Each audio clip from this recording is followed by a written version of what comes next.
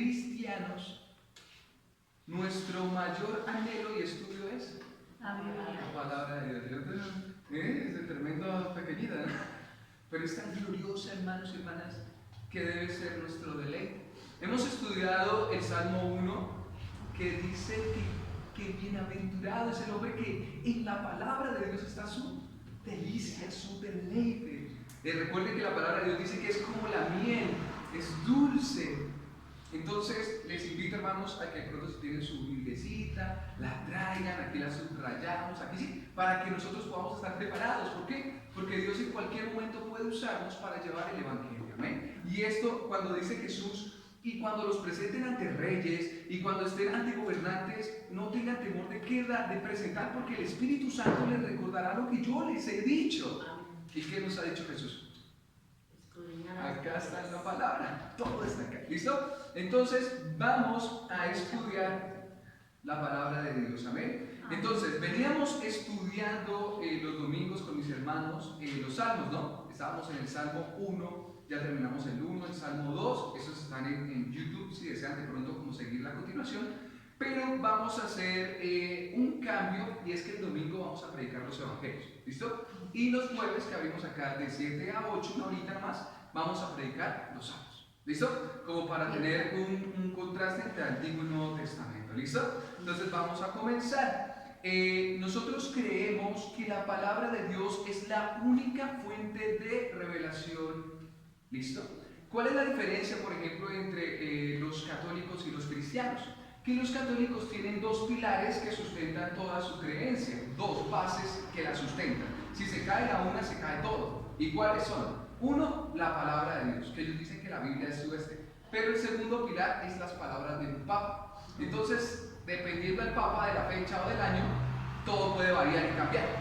Entonces, al igualar la palabra de Dios con lo que dice un hombre pecador inmortal, entonces es una balanza. O sea, es inseguro, es falso, es inestable y no le da toda la gloria a Dios. ¿Listo? Entonces, por eso nosotros, obviamente, por otros más doctrinas malas y enseñanzas que ellos tienen, nosotros no seguimos esas creencias.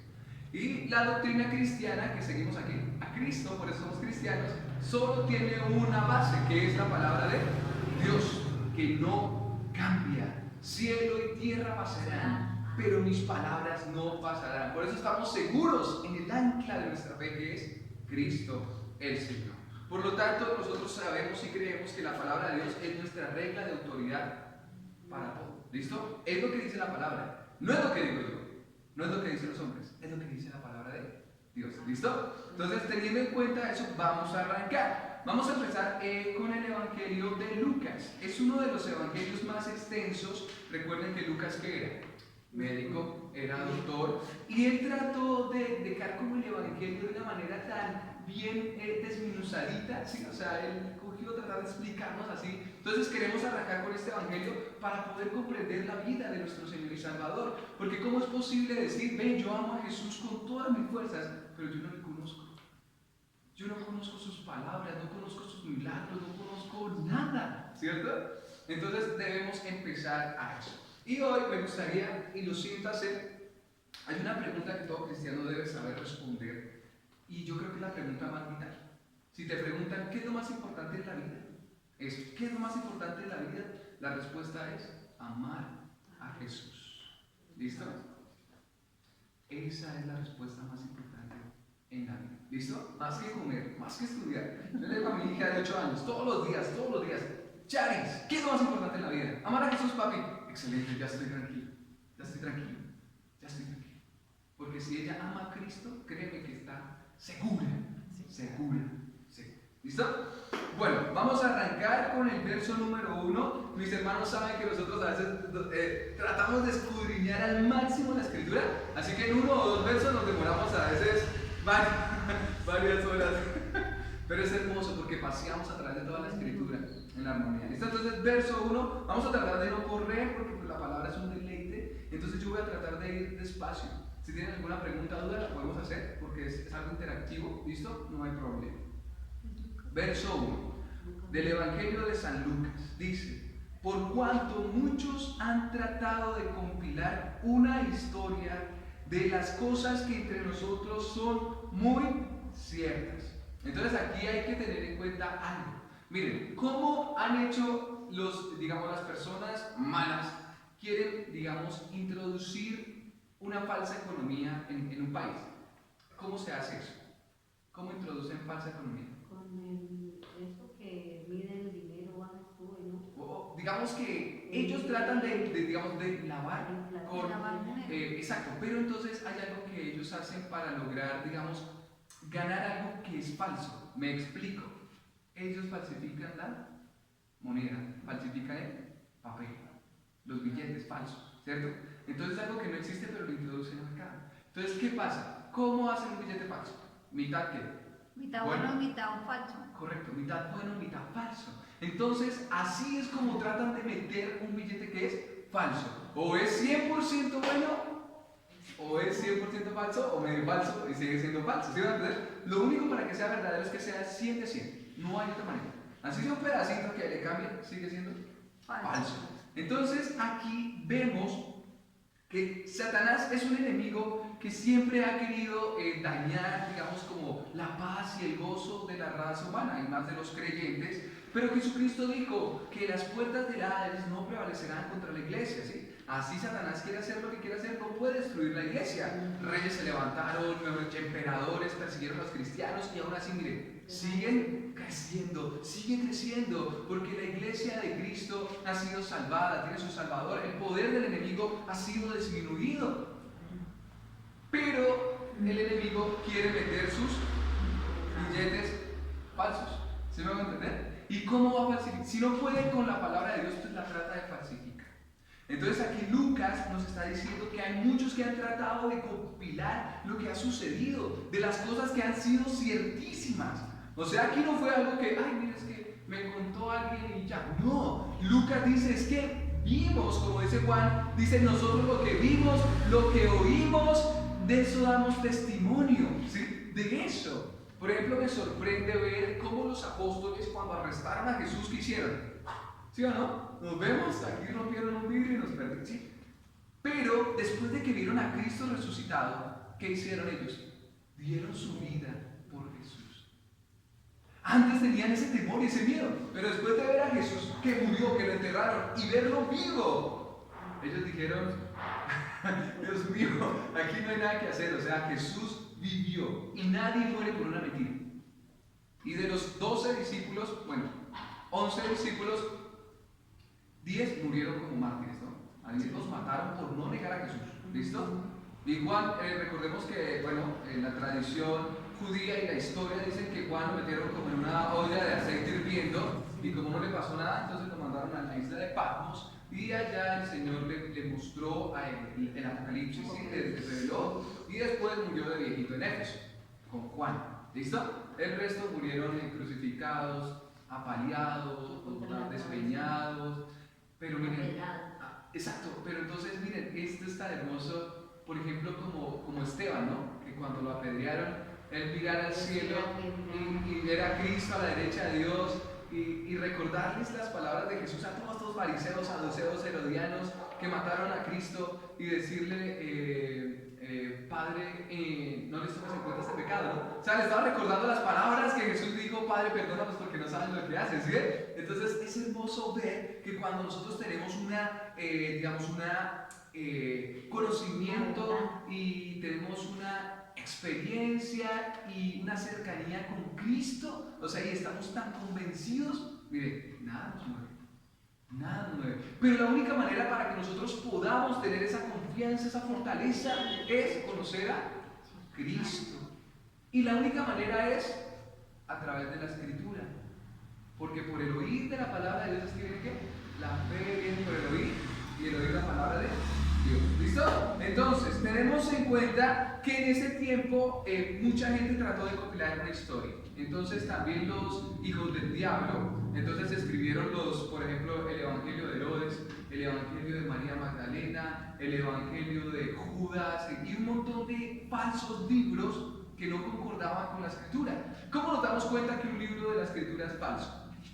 Por ejemplo, si llega un testigo de Jehová a su casa les timbra. Ustedes tienen que tener una certera conocimiento de la escritura, y si no, ellos a ustedes les dan 3 botes.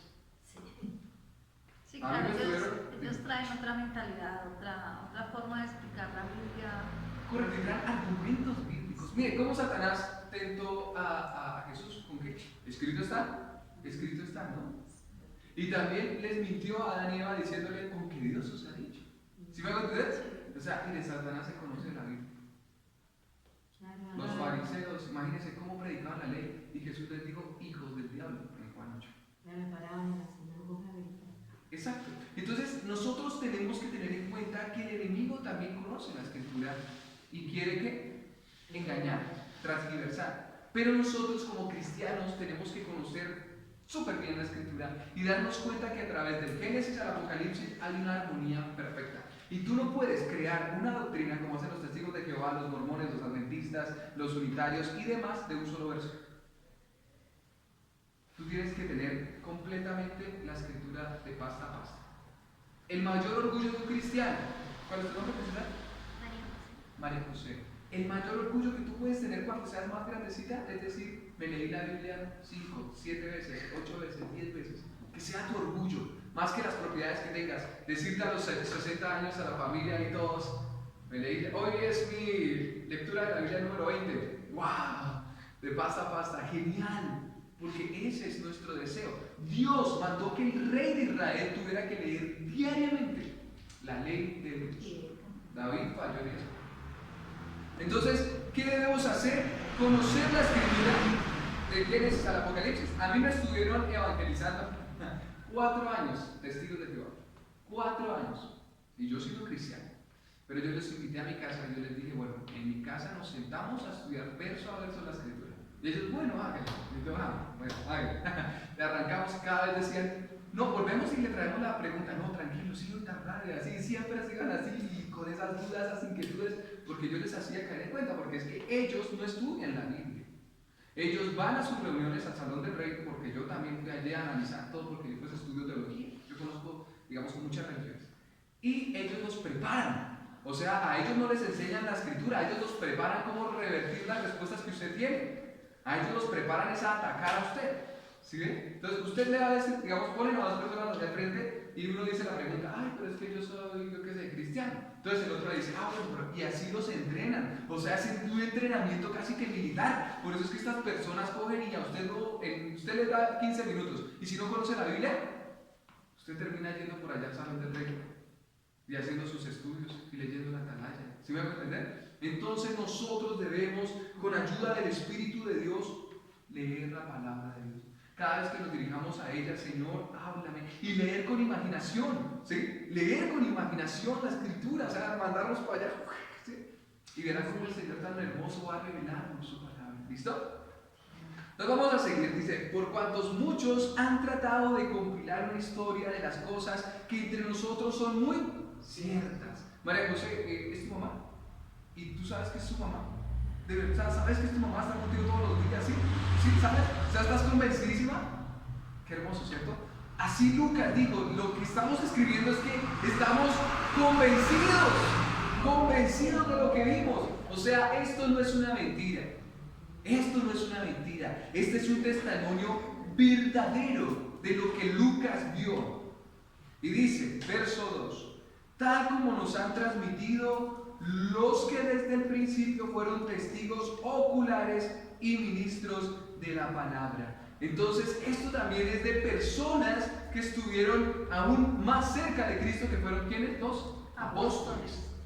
O sea, Lucas está diciendo que a mí me transmitieron también los apóstoles, los que estuvieron ahí cerca, que lo vieron, que lo tocaron, de lo que Cristo hizo.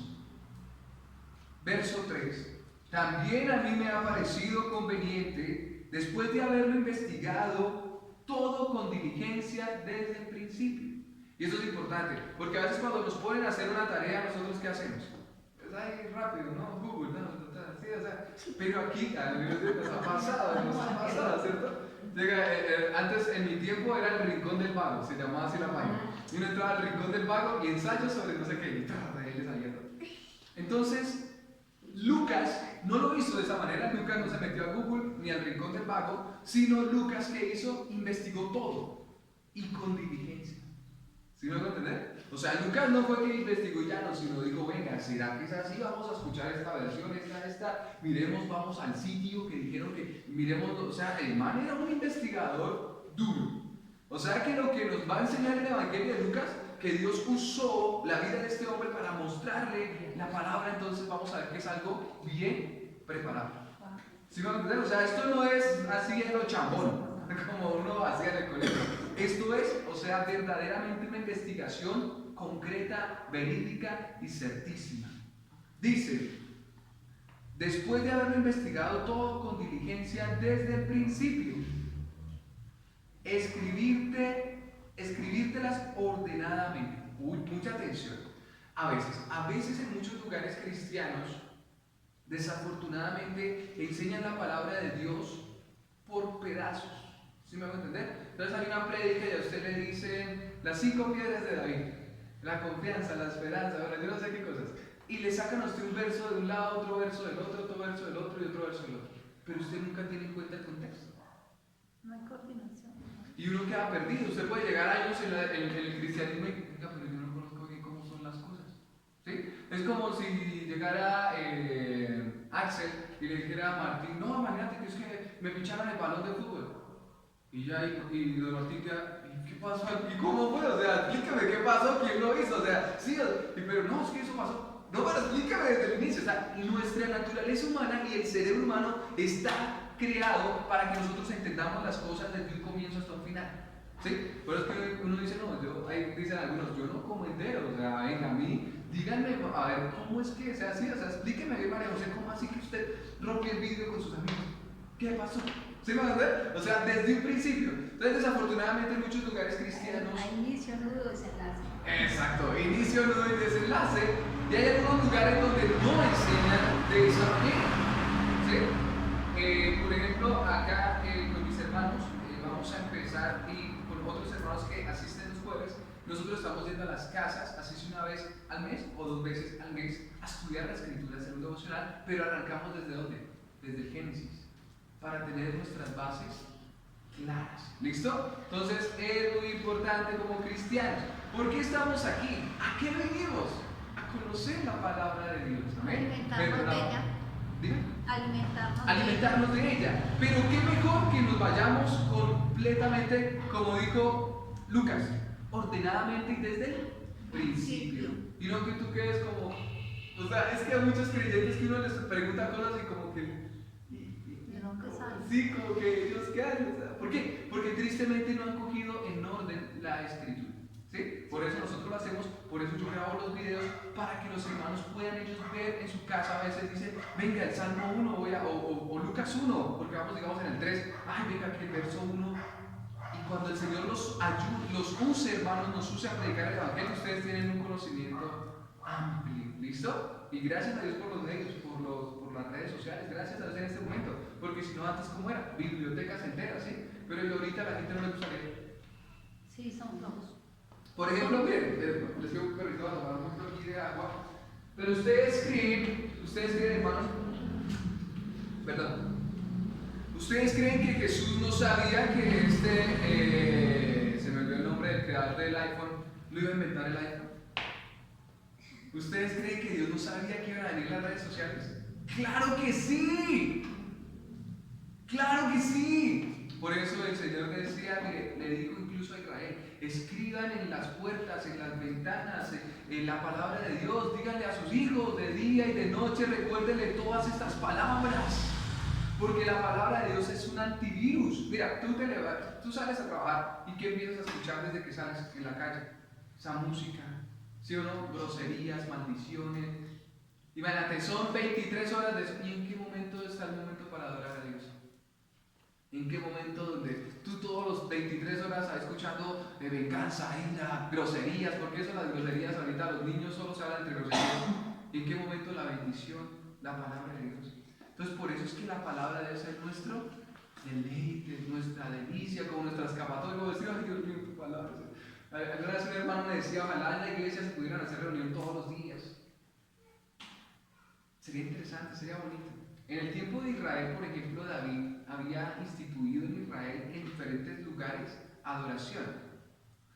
Un ejemplo, si tú ibas caminando por acá y en la esquina había unos sacerdotes cantando a Dios, unos levitas, y tú podías quedarte ahí a adorar al Señor, y bueno, vamos a seguir. Y seguía aquí otras 2-3 cuadras, otros por allá adorando al Señor, alabando al Señor. Preciosísimo, o sea, la adoración a Dios era tan maravillosa que en cualquier lugar tú podías escuchar la palabra. ¿Listo?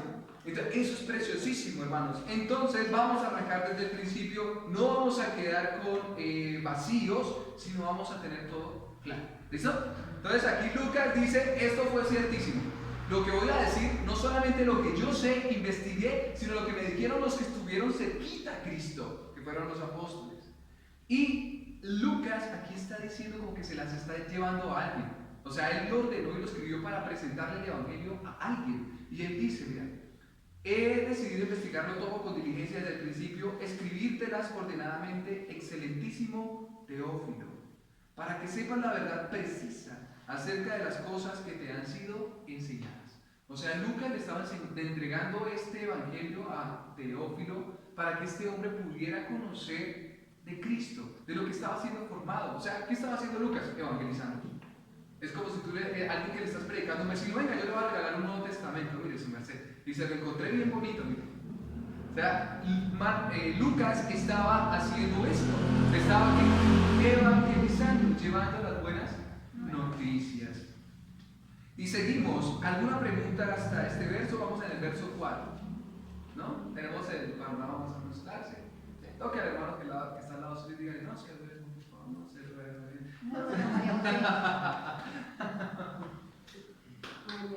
Pero miren que esto es muy cierto, muy real. Jesús dijo, a la verdad el espíritu está dispuesto, pero la carne es débil. Miren, hermanos, desde que ustedes se levantan un domingo de la mañana o el día que sea para reunión, créanme que un ejército de demonios está listo para impedirles eso. Está listo, o sea, le presenta a ustedes de todo para que usted no escuche la palabra de Dios. Y si usted logra llegar a la iglesia a escuchar la palabra de Dios, créanme, le tenga por seguro que el enemigo va a poner ahí todas las cargas, todo lo que trate, ¿sí? O sea, ahí sí, los demonios se convierten en masajistas profesionales. En los hombros, ¿sí o no? ¿Sí? Claro, ellos tratan de impedir que sea predicada la palabra de Dios. ¿Por qué cree que usted una película, yo que sé, Netflix, El Juego del Calamar o lo esas de moda y usted queda, ¿sí? Y puede pasar 7 capítulos, pero no, ¿qué pasó? Y el chino. Y sí, ¿por qué? Porque es que Satanás odia que se predique la palabra de Dios. Eso lo odia. ¿Sí ve? Entonces nosotros por eso debemos, entonces cuando pasa eso, porque incluso a mí me ha pasado, yo imagínate con, o sea, joven y todo, yo escucho la palabra de Dios y a veces como no, David, sí. Entonces son batallas, pero pues que el Señor nos ayude. Por eso el Señor ayúdame, o sea, porque Él nos entiende, Él nos comprende, Él nos ama, nos fortalece. Pero bueno, entonces seguimos. Verso el 4. Para que sepas la verdad precisa acerca de las cosas que te han sido enseñadas. Que se conozcan la verdad que precisa. ¿Y quién es la verdad?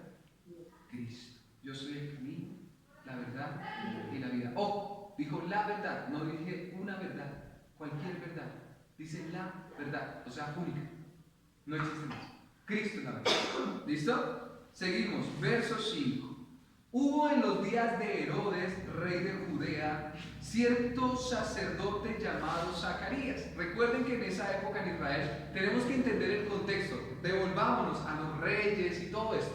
En Israel, recordemos que era un pueblo, no sé cómo decirlo, como servidor de Roma. ¿Listo? O sea, Israel no era un pueblo independiente que hacía lo que quería, digamos como un país colombiano, Venezuela. No. Israel era un país de cierta manera subyugado, sometido al imperio ¿qué? Romano. ¿Sí? O sea que ellos no podían hacer lo que querían, ellos tenían que pedirle permiso a quién? A los romanos. Y los romanos en cierta manera les daban cierta libertad, porque por lo general muchos imperios, entre ellos el griego y el romano, trataban de no subyugar a la gente con mucha fuerza, sino seguirles dando cierta libertad. ¿Sí? Entonces en este caso Israel les dieron la libertad de tener su templo, de tener su religión, ¿sí? O sea, eso hicieron los romanos. Entonces había un rey puesto por los romanos que se llamaba Herodes. Recuerden, ¿cómo se llamó el primer rey que Dios estableció en Israel? Saúl. Y Dios lo estableció ¿por qué? Porque el pueblo rechazó el reinado ¿de quién? De Dios. Dios gobernaba a Israel. E Israel se aburrió de eso y le pidió rey. Le dijo al profeta Samuel: no tengas temor porque ellos no te han rechazado a ti, me han rechazado a mí. Terrible eso, ¿no? Terrible. Y el ser humano siempre por lo general quiere independizarse de Dios a causa del pecado. Ay, a mí nadie me manda, yo me mando solo. Esa es la naturaleza de todo hombre. A mí nadie. ¿Y cómo nos molesta que nos digan: vaya y lave los platos, no sé por qué. Se nos desvela así: haga la tarea, tiene la cama, ay, no me mande. Y es como una naturaleza del ser humano de que uno. Pero es una tendencia nuestra que tenemos que pedirle al Señor que nos ayude, porque nosotros sí venimos con esa tendencia, sí, pero nosotros tenemos que ir a la estatura del varón perfecto que es Cristo, nuestro hermano mayor, nuestro Salvador. O sea, tú puedes venir criado como te criaron, pero eso no es la familia de Cristo. Ahora, como hijos de Dios, nosotros ya estamos siendo como Jesús. ¿Listo? Entonces nos vamos quitando eso poco a poco. ¿Y cuál es el mejor ejemplo? Cristo. La obediencia al Padre. Hágase tu voluntad, no la mía. Entonces nosotros, y aprender que lo que hacemos como cristianos es el servicio. ¿Quién es el mayor? El que sirve a todos. Entonces, vamos a lavar platos. Bueno, Señor eterno, yo no quiero, pero porque Jesús lo hizo, yo lo veo. Es difícil, pero miren el gozo y la paz luego que se siente de uno poder servir, de servir. ¿Listo? Si Jesús se arrodilló a lavarle los pies, ¿usted se imagina esos pies de esos apóstoles? Llenos de tierra, ya no había ni talcos, ni tenis, sino allá con esos dedos y esas llenos de uñas. tierra. Allá no había que pedicure, que estilista, que no. Esos pies allá, quién sabe cómo. Y aún así Jesús se ciñó y lavó los pies. Eso es impresionante. El creador del cielo. Mandan por otro lado. Imagínate, o sea, y a nosotros no nos están diciendo eso. Mi mamá no me dice a mi papá: lávame los pies. Yo, no, ¿qué pasa? No me lo dicen aún así. Pero Jesús tuvo, digamos, como tal grandeza, no hay más que decirlo. Él es tan grande y tan maravilloso que lo hizo. Él lo hizo. Y si Él lo hizo, nosotros tenemos que aprender poco a poco a ser obedientes. No te estoy diciendo que lo hagas ahorita porque pues sé que es complicado, ¿no? Te tocaría con tapabocas, máscara, todo, ¿sí o no? Guantes, desinfección y... A ver. Pero debemos seguir el ejemplo de Cristo siempre. Bueno, que es el servidor. Entonces vemos que el rey Herodes fue un rey impuesto por Roma y era un tipo que no se parecía en nada a David, el rey David, ¿sí? Recuerden que cuando la Biblia dice que David era un hombre conforme al corazón de Dios, se refería a que David iba a hacer lo que en cierta manera Dios quería implantar en ese pueblo, que era ¿qué? Predicar el Evangelio. Por eso les decía que en cada esquina había centros de adoración todo el día. O sea, la gente volvía a la palabra de Dios. Eso era conforme al corazón de Dios. Eso, que la gente vuelva a la palabra de Dios, a confiar en Dios. Porque David, al igual que nosotros, es pecador y necesita a Cristo para ser salvo. ¿Listo? Y vimos hasta dónde pudo haberlo llevado el pecado, ¿sí? Miren, un hombre, o sea, esos son ejemplos que nos muestra la palabra de Dios para nosotros estar aferrados a Cristo y estar pendientes, ¿sí? Pendientes. No que perdamos nuestra salvación, sino que nosotros podemos caer y lastimarnos a nosotros y a los demás. ¿Sí me van a entender? A ver, Martín, una pregunta. ¿Axel dejaría de ser tu hijo alguna vez? ¿Sería posible? No. Imposible, porque es tu hijo, porque tiene tu sangre, tiene tus genes, ¿sí o no? Así se porte mal, así jamás dejará de ser tu hijo. Así te toque corregirlo. Y Así en picado, no, usted no es mi papá, fui a la notaría y digo que no es mi papá. Sigue siendo ¿qué? Exacto, del mismo modo nosotros somos hijos de Dios, comprados con precio de sangre. Jamás dejaremos de ser hijos de Dios, jamás. Pero entonces recuerden que a veces nosotros somos ¿qué? Terquitos. ¿Sí? Y a veces cuando nos alejamos mucho de ahí, estamos en el redil y hacerle cocos al lobo, allá afuera del redil la manito, ¿sí? Entonces el enemigo quiere hacer eso. Y por eso el Señor muestra aquí en la palabra todos esos ejemplos de por favor, o sea, mire, si usted está casado como David, oiga, y no es que tenía una sola mujer, tenía como 10. Y hombre, quedarse a buscar a otra. Entonces, no, o sea, es que David, o sea, yo me he puesto a analizar mucho a David. Yo digo, bueno, tuviera una mujer que lo molestara, que lo peleara, y no es excusa, pero tenía 2 mujeres. Yo, bueno, con 2 mujeres, listo, o sea, me agarré con una, pues vamos, tenía 3, 4, 5. Yo digo, ¿y para qué va a quitarle la mujer a otra? O sea, es que la verdad fue terrible. O sea, David de pronto pasó un tiempo tanto sin leer la escritura, porque es que la Biblia enseña, o sea, que el hombre fue hecho para estar con ¿cuántas mujeres? Una. Entonces, ¿de dónde viene? Porque ¿Qué más? sacó una nomás, hubiera sacado varias. Correcto, sacó una costilla, hermano. Pero, ¿por qué David quiso tener más mujeres? Porque aprendió de la costumbre de los reyes de las otras naciones, que ellas sí tenían cualquier cantidad de mujeres. ¿Con qué excusa? Para tener descendencia. Porque si una mujer es estéril no me sirve. Ah, bueno, David, ¿y qué con Abraham? ¿Qué con Isaac? ¿Qué con Jacob? ¿Acaso no era estéril Rebeca? ¿No era estéril Sara? ¿No era estéril Rebeca, Sara y la otra es Raquel? Y no, ¿quién es el que da la vida? No es Dios. ¿Quién es el que da los hijos? No es Dios. Y si Dios quería que este rey David con una sola mujer tuviera una descendencia, iba a darle hijos a esa mujer, iba a dar cuatrillizos, quintillizos, lo que fuera. ¿Sí me entienden? Entonces, tristemente, cuando quitamos los ojos de la palabra de Dios y escuchamos otras voces, nos desenfocamos y perdemos el objetivo. Cuando estudiemos, si ustedes permiten, para estudiar en sus casas, cuando estudiemos Génesis, la tentación, vamos a ver que Satanás, al poseer la serpiente, les dice a ellos con que Dios os ha dicho. Entonces, mi pregunta es, o sea, si Adán y Eva estuvieran al tanto de la palabra de Dios, cuando les dicen con que Dios, yo inmediatamente digo, padre, mire, está hablando de algo de ti. Papá, ¿sí me hago entender?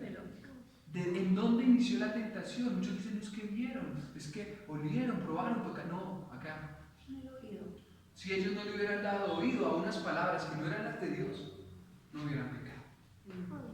Entonces, cuando tú le das tiempo a tus amigos a decirte cosas de Dios falsas, o te das cuenta que es una persona que en realidad te está llenando la mente de cosas que no son, o sea, a lo mejor es uno apartarse, a lo mejor es uno decir, me tengo que ir, no a tratar. Porque si tú das cabida a eso,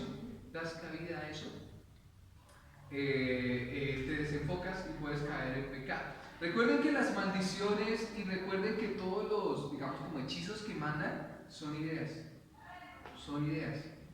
Yo he hecho estudios sobre religiones y también sobre el oscurantismo y todo esto.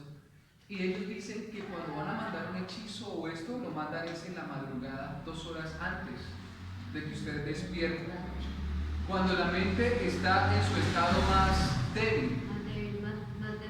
Exacto. Entonces ellos mandan esa maldición a su mente, que son los dardos que dice la Biblia que Satanás manda. ¿Sabes que la misma Biblia lo dice?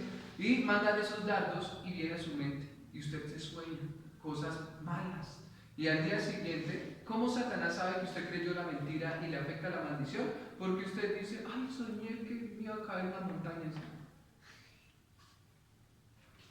Ahí es cuando la palabra de Dios dice, apaguen esos dardos con el escudo de ¿qué? La fe. Entonces, si tú te sueñas algo terrible en la noche, al día siguiente tú te levantas diciendo, el Señor es mi fortaleza, el Señor es mi amparo, el Señor es mi proveedor, el Señor cuidará de nosotros. Es como cuando tú vas en la noche en un callejón oscuro y Satanás va a mandar el dardo y te dice, aquí fue, y ¡shaca! Te lanza el dardo. Y viene a la mente, me van a robar. Y usted, ¿cómo creyó la maldición? Entonces usted dice, prefiere Ya Satanás dijo, aquí usted fue, le manda a todos los choros. Pero si vienen dando a su mente, me van a robar. Y usted ya sabe con el escudo de la fe, dice, el Señor es mi amparo y fortaleza. Tú estás conmigo, Señor. Vamos, vamos. ¿Sí van a entender? Entonces nosotros tenemos que tener puestos los ojos en Cristo, el autor y consumador de la fe. Vamos a dejar hasta ahí, hermanos. Quedamos en el verso número 5. La parte 1 del verso 5, ¿listo? Entonces, por lo general, también pues yo comprendo y digamos yo soy joven y he estudiado muchísimo y sé que a veces la concentración de uno es de una hora, de verdad, ya después uno empieza a llamar al pastor, ¿sí? O a saludarlo, ¿no? ¿Qué hubo, pastor? Ya está como en una ocasión que llegó el pastor y uno disertó largamente. Imagínense, Pablo, en Hechos dice que disertó largamente y un niño se quedó dormido en la terraza y ¡pah! Se cayó y se mató. Pero yo me puedo pensar, venga, ¿cuánto duró Pablo predicando para que el niño se quedara dormido? ¿Sí? A menos sé que María José y Axel están despiertos todavía, entonces digo, todavía vamos, que sí, no se han dormido, todavía están ahí. Pero entonces... Son buenos oyentes. Excelente, y esto es hermoso, y más de la palabra de Dios, que es lo más importante.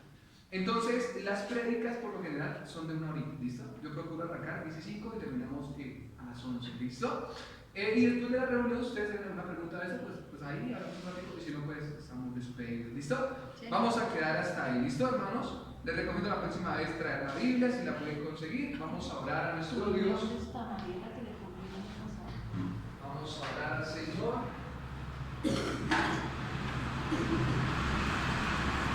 Porque eres bueno. Si desean ahí sentaditos, ponerse de pie, no hay problema. Vamos a adorar a nuestro Dios. No, ya vamos a morir. Amado Padre Celestial, en el nombre de Jesús, te damos gracias por este día, por tu palabra que es tan preciosa. Y eres tan hermoso, Padre, y nos amas. Gracias por este aire que respiramos, por este oxígeno, por nuestros pulmones, nuestro corazón, por los ojos, los pies, por todo este cuerpo que nos diste. Gracias por tu palabra preciosa, porque iniciamos a estudiar el Evangelio de Lucas. Y tú nos vas a mostrar a Cristo. Y vamos a ver tu gloria. Y vamos a amarte con todas nuestras fuerzas. Y vas a aumentar nuestra fe. Porque vamos a conocer a nuestro Salvador cada día más. Descansamos en ti esta mañana, Señor, sabiendo que tú nos prometiste, Señor, vida eterna. Y estaremos allí algún día frente al mar de cristal, adorándote, Señor, exaltándote, en un lugar donde no hay llanto, dolor, injusticia, corrupción, incertidumbre, ansiedad, un lugar en el cual te adoraremos, donde no habrá lágrimas, donde no habrá tristeza, sino tu mano nos sostendrá, Señor.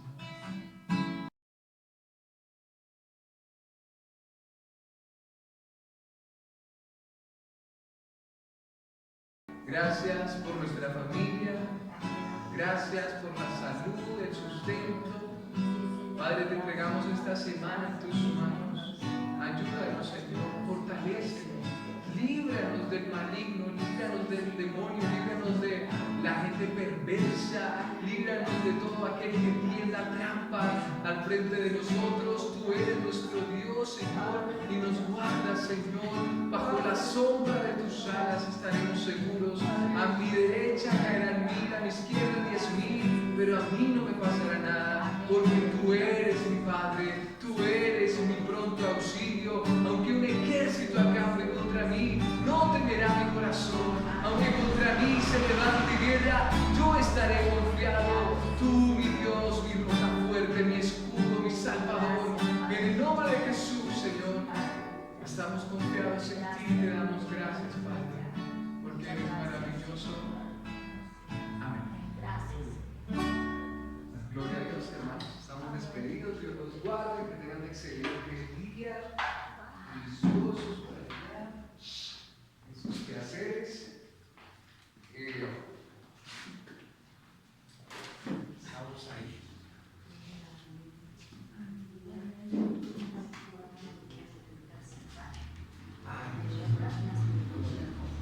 ¿Cómo estás, Cristiana?